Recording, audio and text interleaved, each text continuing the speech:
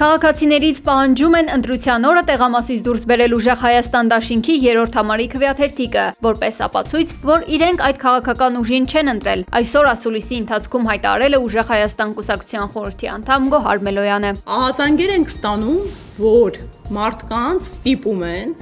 մասնավորապես մեր ուժեղ Հայաստան դաշինքի 3-րդ համարի քվեաթերթիկը դուրս բերել, որպես ապացույց, որ մեր օգտին չեն քվեարկելու։ Հարգելի հայրենակիցներ, սա իրավախախտում է եւ դուք ինքներդ կարող եք խնդիր ունենալ, եթե արձանագրվես, որ դուք քվեաթերթիկ եք դուրս բերում։ Հետևաբար, կրկին ասում եմ, մի թույլ տվեք, որպեսզի ձեր նկատմամբ հարկադրանքի միջոցներ կիրառեն ու դուք եք դառնալու ու հիմնական այն աղբյուրը, ովքեր որոշելու են, թե ով է մեր Հայաստանի Հանրապետության հաջորդ իշխանությունը։ Քաղաքացիների ահազանգերը բազմազան են, դրանցից մեկն էլ իրենց նկատմամբ ճնշումներ կիրառելու եւ վարչական բազմաթիվ իրավախախտումների մասին է։ Քաղաքացիներին հրահանգում եւ ստիպում են լուսանկարահանել կամ տեսանկարահանել քվեախցիկում այն քվեաթերթիկը, որ ըստ էության իրենց ուժի օգտին տրվող քվեաթերթիկը։ Հարգելի հայրենակիցներ, սա ըստ էության արգելված արարք է, առաջին, երկրորդ, դուք հիմա հնարավորություն ունեք մտնել, քանի որ ընտրություններին այլևս չկա գրիչ եւ մատիտ, մարդիկ ընդհանրապես ընտրում են մի քվեաթերթիկը եւ տեղադրում են ծրարի մեջ։ Դրեք այդ տվյալ ուժը, եթե վախեր ունեք, ճնշման եք ենթարկում, նկարեք, այնուհետև նետեք աղբար կղա եւ ընտրեք այն քաղաքական ուժին, որին իսկապես ցանկանում եք տալ ձեր քվեն։ Անդրադառնալով քվեախցիկներում թաքնված տեսախցիկների մասին լուրերին, Մելոյանը վստահեցրել է, որ ընտրատեղամասերում նման սարքեր չեն լինելու եւ քաղաքացիները կարող են ազատ իրականացնել իրենց ընտրության իրավունքը։ Հայեր ջան, մենք բոլոր 2005 տեղամասային կենտրոններում ունենալու ենք ներկայացուցիչներ եւ երաշխավորում ենք, որ քվեախցերում եւ տեղամասային կենտրոններում բացի օրինական տեսախցիկներից ավելորդ թաքնված որևէ տեսախցիկ չի լինելու, որը կկարողանա արձանագրել, թե դուք ում օգտին եք քվեարկում կամ ինչպես եք ձեր կամ արտահայտությունը դրսևորում։ Մելոյանը քաղաքացիներին կոչ է արել նախապես elections.am կայքով ստուգել իրենց տեղամասային կենտրոնները, նշելով, որ ահազանգեր են ստացվում նաև տեղամասերի փոփոխության վերաբերյալ։ Այստեղ հենց հիմնական էջի վրա երկրորդ կոճակը հաղորդիր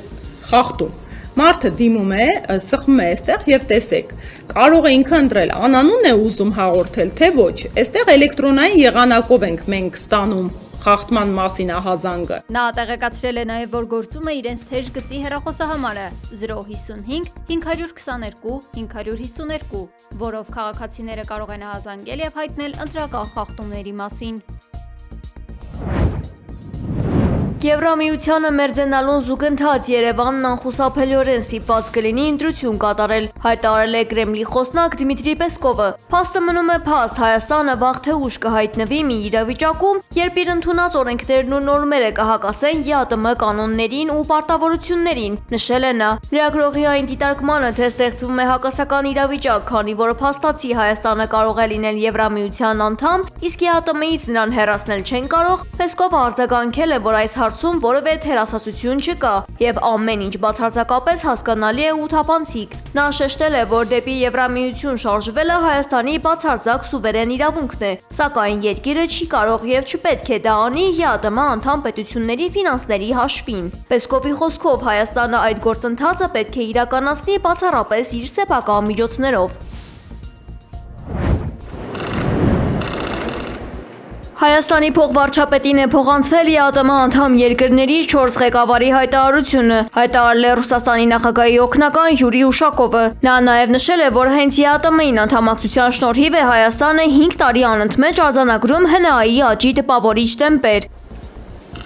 Мы неоднократно подтверждали. Ղազախստանում ընթացող Եվրասիական տնտեսական բարձրագույն խորհրդի նիստի մասնակիցները նեղ կազմով քննարկել են Եվրամիությանն անդամակցելու Հայաստանի պլանները։ Վլադիմիր Պուտինը նախկինում բազմիցս կրկնել է, որ միաժամանակի անդամակցությունը պարզապես անհնար է։ Ըստ ներկայացված տեղեկության Հայաստանին ԵԱՏՄ-ից հեռացնել չի կարելի, սակայն Եվրամիություն նրա հնարավոր մուտքի հետևանքները քննարկելն անհրաժեշտություն է։ Հայաստանի վարչապետ Նիկոլ Փաշինյանը երկրում սպասվող ընտրությունների պատճառով չի մեկնել Աստանա, կայացնա։ Գագաթնաժողովին մասնակցում է փոխվարչապետ Մեհեր Գրիգորյանը։ Նիստի ընթացքում Գրիգորյանը հայտարարել է, որ Հայաստանը մտադիր է նաև ապագայում բարեխղճորեն մասնակցել ԵԱՏՄ աշխատանքներին, հաշվի առնելով դրա բոլոր անդամների ազգային շահերը։ Ռոսպոտրեբնadzորը կարգադրել է Ռուսաստանում կասեցնել ջերմուկ հանքային ջրի 64.5 միլիոն շշի վաճառքը, հայտնել է Գերատեսչության մամուլի ծառայությունը։ Որոշումը պատճառաբանվում է պարտադիր տեխնիկական կանոնակարգերի խախտումներով։ Ռուսական կողմի պնդմամբ ստուգումների ընթացքում հայտնաբերվել է հիդրոկարբոնատների, քլորիդների եւ սուլֆատների թույլատրելի մակարդակի գերազանցում։ Ըստ ռուսական գերատեսչության տարեսկզբից Չեսնիզնակ համակարգն արդեն արգելափակել է ջերմուկի 38.4 միլիոն շշի վաճառքը։ Լոս Անջելեսի Նորթ Հիլզ թաղամասում ապրող հայ ընտանիքում ողբերգական դեպք է տեղի ունեցել։ Տանը հնչած կրակոցների մասին ահազանգից հետո իրավապահները դեպքի վայրում հայտնաբերել են տղամարդու, կնոջ եւ 2 երեխայի մարմին։ 30-ամյա մայրը կրակել եւ սպանել է իր 2 երեխային, ապա նրանց հորը, ինչից հետո վերջ է տվել նաեւ իր կյանքին։ Սպանված երեխաներից մեծը 2 տարեկան տղա է, իսկ փոքրը 6 օրական նորածին աղջիկ։ Դեռևս պարզ չեն դեպքի մանրամասները։ Հարևաններից մեկը նշել է, որ երբեք չի տեսել ընտանիքին վիճելիս եւ որևէ նախազգուշացնող նշան կամ խնդիր չի նկատել։ Ռումինիայում Ռուսաստանի գլխավոր հյուպատոսը հայտարարվել է persona non grata անցանկալի մարդ երկրում, իսկ հյուպատոսությունը կփակվի, ասել է Ռումինիայի նախագահը։ Ավելի վաղ ռուսական ԱԹՍ-ն ընկել է Ռումինիայի Գալաց քաղաքի բնակելի շենքերից մեկի վրա, ինչի հետևանքով 2 մարդ վիրավորվել էր, իսկ մոտ 70-ը տարհանվել։ Անօդաչու թռչող սարքը թռել է Ռումինիայի յոթային տարածք Ուկրաինայի վրա հարձակման ժամանակ։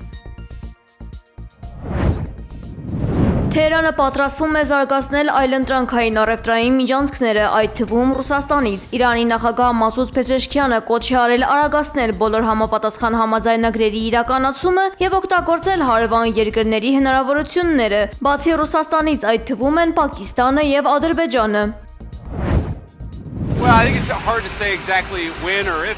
ԱՄՆ փոխնախագահ Ջեյ Դի Վենսը հայտարարել է, որ մեծ առաջընթաց են գրանցել Իրանի հետ բանակցություններում։ Կարծում եմ, իրանցիները ցանկանում են գործարք կնքել եւ բացել Հորմուզի նեղուցը։ Նույնը ցանկանում ենք եւ մենք։ Միջուկային խնդրի վերաբերյալ կան մի քանի հարցեր՝ բարձր հարստացված պաշարները եւ հարստացման հարցը։ Այնպես որ, գիտեք, մենք նրանց հետ քննարկումների մեջ ենք, ասել է նա։ Ավելի վաղ Վենսը նշել էր, որ համաձայնագրի նախագծի որոշ հատվածների վերաբերյալ արդեն կան պատասխաններ, կրկին շեշտելով Իրանի հետ բանակցություններում առաջընթացի մասին։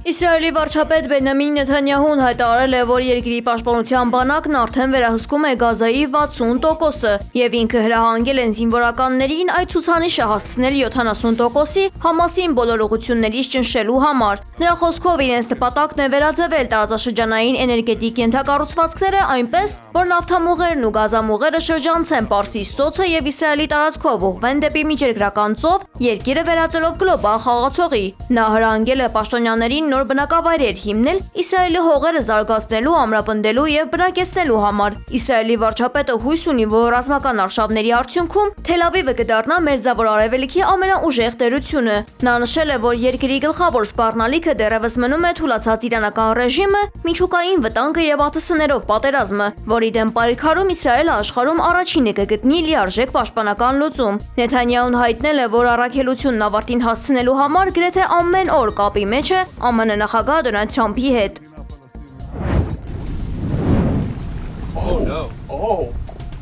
Միլիարդատեր Ջեֆ Բեզոսի Blue Origin ընկերության New Glenn հերթիռը պայթել է Ֆլորիդայում ուժային կայանքի փորձարկումների ժամանակ։ Blue Origin-ը միլիարդավոր դոլարներ եւ շուրջ 10 տարի է ծախսել New Glenn-ի մշակման վրա։ Հերթիռը պետք է մրցակցեր Elon Musk-ին պատկանող SpaceX-ի Falcon հերթիռների ընտանիքի եւ Starship տիեզերանավի հետ։ Տեղի ունեցածին արձագանքել է Elon Musk-ը, նշելով, որ ցավում է կատարվածի համար, բայց հերթիռները կատակ բան չեն։